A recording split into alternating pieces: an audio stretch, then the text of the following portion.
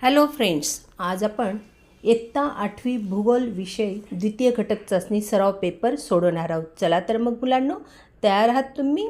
त्यातला प्रश्न पहिला पाहूया। प्रश्न पहिला अ, योग्य शब्द लिहून रिकाम्या जागा भरा व पूर्ण विधान लिहा, कोणतेही दोन गुणांसाठी आहे। त्यातला पहिलं पाहूया। समाजात आधुनिक तंत्रज्ञानाचा प्रसार टिंबटिंब घटकावर अधिक अवलंबून असतो। उत्तर, समाजात आधुनिक तंत्रज्ञानाचा प्रसार साक्षरता घटकावर अधिक अवलंबून असतो। दुसरं, खालीलपैकी टिंबटिंब उद्योग हा लघु उद्योग आहे। उत्तर, खालीलपैकी पुस्तक बांधणी उद्योग हा लघु उद्योग आहे। 4 पर्याय दिलेत, त्यापैकी तुम्हाला एक पर्याय लिहायचा असतो। तिसरा आहे, जन्मदर हा मृत्यूदरापेक्षा अधिक असल्यास लोकसंख्या टिंबटिंब। जन्मदर हा मृत्यूदरापेक्षा अधिक असल्यास लोकसंख्या वाढते।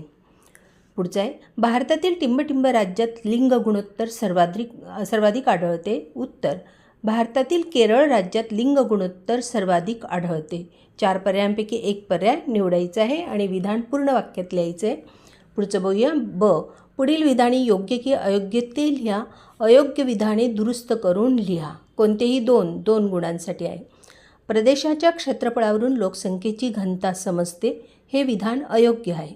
प्रदेशाचे क्षेत्रफळ व तेथील एकूण लोकसंख्या या 2 घटकांवर लोकसंख्येची घनता समजते। पुढचं आहे, साक्षरतेमुळे प्रदेशातील लोकसंख्येची गुणवत्ता ठरते, योग्य विधान आहे। देशातील लघु व मध्यम उद्योग अवजड वाहनांना मारक ठरतात, अयोग्य विधान आहे, म्हणून अयोग्य लिहिलं आहे, दुरुस्त करून लिहायचं आहे। देशातील लघु व मध्यम उद्योग अवजड वाहनांना पूरक ठरतात।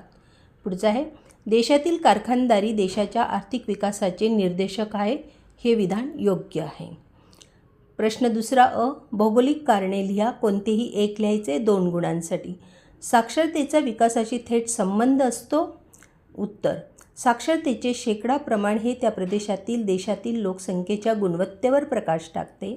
साक्षरता हा सामाजिक व आर्थिक प्रगतीचा निर्देशक समजला जातो।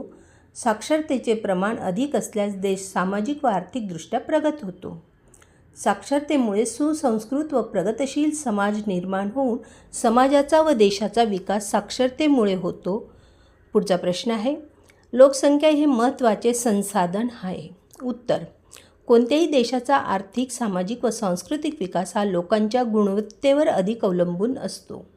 एखाद्या देशाची लोकसंख्या प्रमाणापेक्षा अधिक असेल व लोकसंख्येची गुणवत्ता कमी असेल तर देशाचा विकास संथ गतीने होतो। या उलट एखाद्या देशात लोकसंख्या कमी असेल परंतु लोकसंख्येची गुणवत्ता उच्च असेल तर देशाचा विकास जलद गतीने होतो।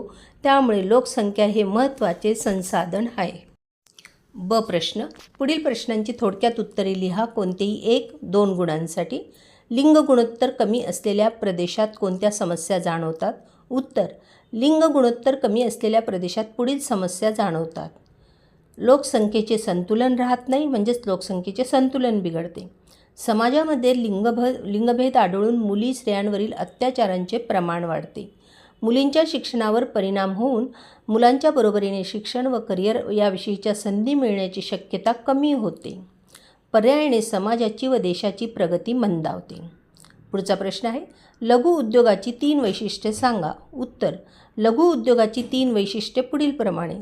लघु उद्योगांना भांडवल, जागा, यंत्रसामग्री या आदानाची तुलनेने कमी प्रमाणात आवश्यकता असते। लघु उद्योगात तुलनेने कमी मनुष्यबळ आवश्यक असते।